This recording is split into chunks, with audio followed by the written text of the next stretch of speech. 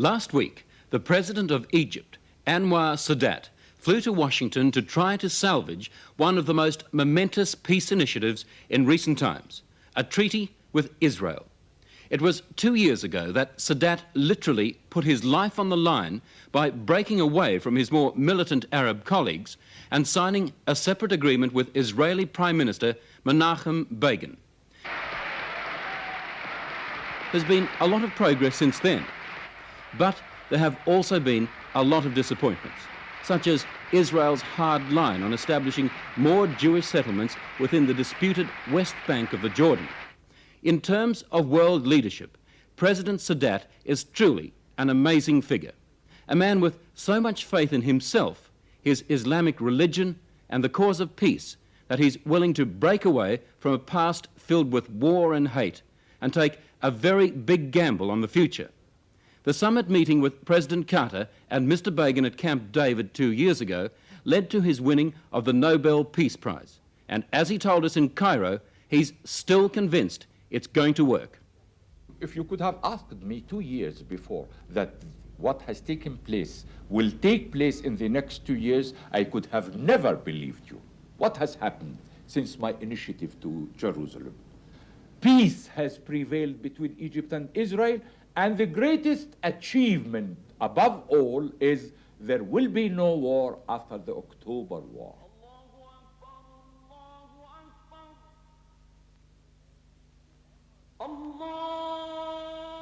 To Anwar Sadat, Egypt has always been the heart and mind of the Arab world, a culture going back 7,000 years, a civilization which left monuments like these. But it's oil, not monuments, that counts today.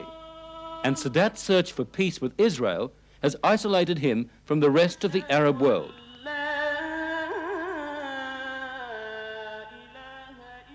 I have made an enemy of certain Arab leaders, not the Arab man in the street.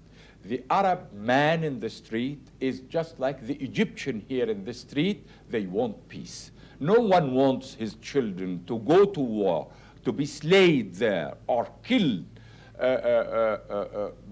Be sure of this. But yes, leaders, yes. And they have conspired against Egypt and against me. Against me, I never heed to it. But against Egypt, this is something completely different. Are you fully confident that Egypt can survive, even if she is isolated from the rest of the Arab world, survive economically, retain its independence? Let me correct you and say they have isolated themselves. They didn't isolate me. For instance, look what has taken place since they severed the relations with me, and what is the situation in the Arab world and what is the situation in Egypt. Egypt without them can survive and can reach the stars. But the Arabs without Egypt are zero. Anwar Sadat has never been afraid to speak his mind. It's a sort of peasant honesty, a toughness he learned here in the dusty streets of Meet Abul Qum. His story starts here, in this house, the son of a poor Egyptian farmer. He may be president of the world's biggest Arab nation, but Sadat says he is still a peasant son, with his roots deep in the soil of this village. Maybe other presidents would like to sit in the palaces and rule from certain presidencies or so. Here in this country we have the most beautiful palaces in the whole world that were built by the king. But whenever I go there, I feel myself imprisoned, really. You are happier in your little village than in a palace built for a king? Quite right. It's 55 years since Anwar Sadat left Meet Abul Qum, but he still owns this house. It's no palace, but it's good enough for the Sadat family. When Sadat travels anywhere in Egypt, people come out to cheer their president. In Meet Abul Qum, it amounts to a hero's welcome. Here, he's both president and favourite son, a son who hasn't forgotten the teachings of Islam. He's a devout Muslim, a deeply religious man who believes that God created men to play the roles assigned to them. Islam teaches brotherhood, love. In Quran, Lord ordered us to be a true faithful. You must recognize Moses, Christ, and Muhammad.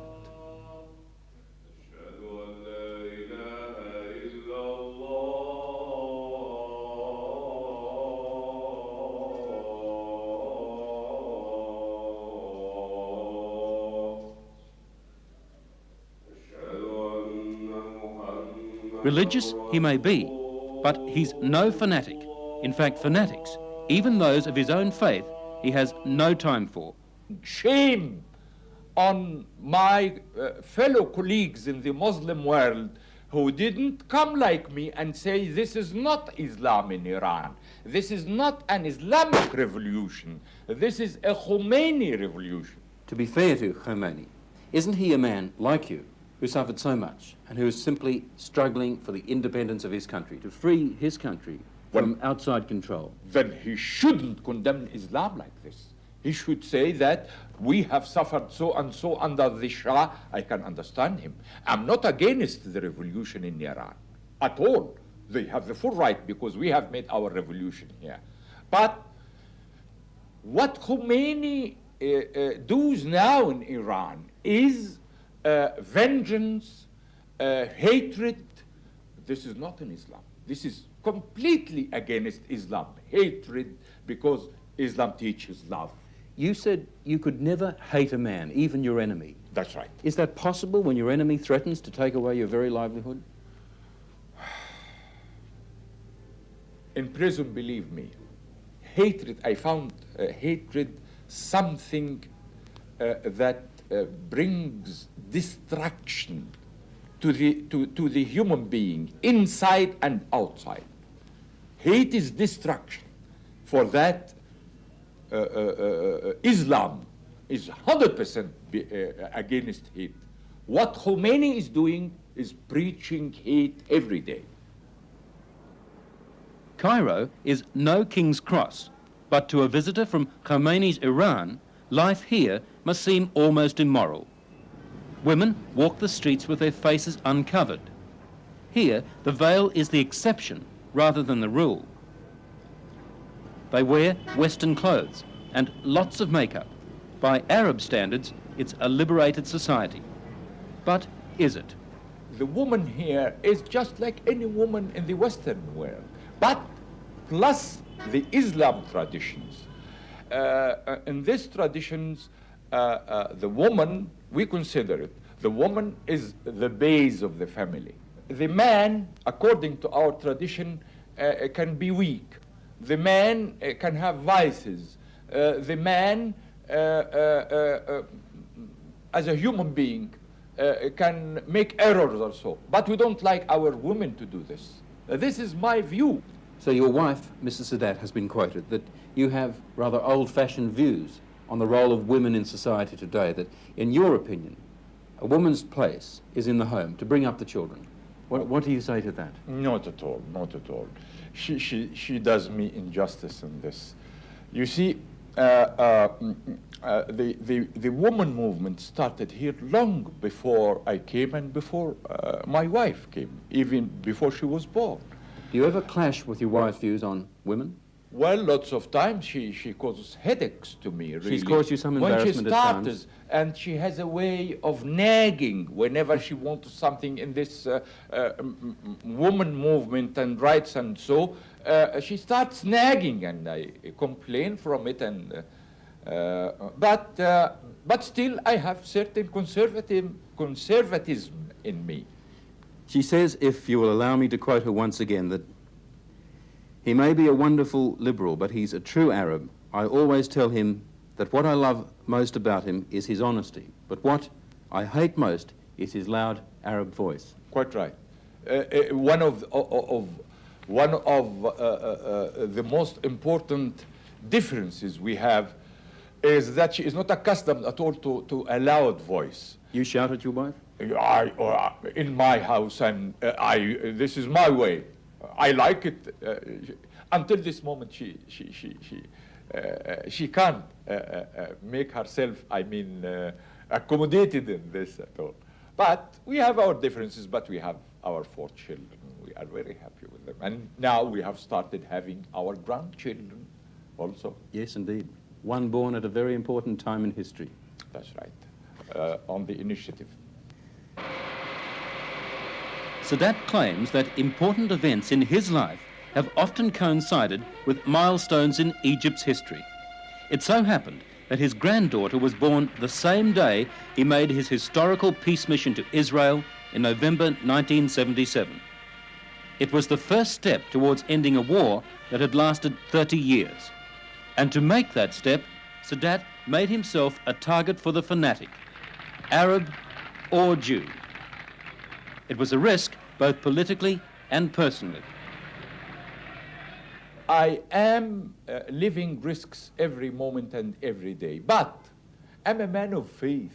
No one will deprive me of one moment of my life if God doesn't agree. That's what I was taught by Islam. You don't fear being struck down by an assassin's bullet? At all. This will mean that God had said, yes, this is your time, this is your hour. The signing of the framework for the comprehensive peace settlement has a significance far beyond the event. Anwar Sadat said he'd fly anywhere for peace, and that anywhere was Camp David. With the American nation in the heart of the entire process. In the weeks ahead, for the first time, the leaders of Egypt and Israel sat down to hammer out the details of a peace treaty. West Bank, autonomy for the Palestinians, and Israel seems to be very stubborn on this point. They have been very stubborn with me before Camp David, much more stubborn than this.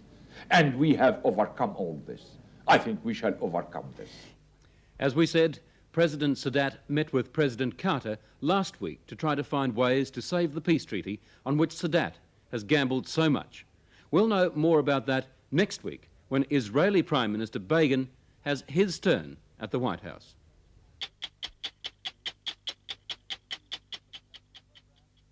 Hello, I'm Amelia Adams. Thanks for watching 60 Minutes Australia. Subscribe to our channel now for brand new stories and exclusive clips every week. And don't miss out on our extra minute segments and full episodes of 60 Minutes on 9now.com.au and the 9Now app.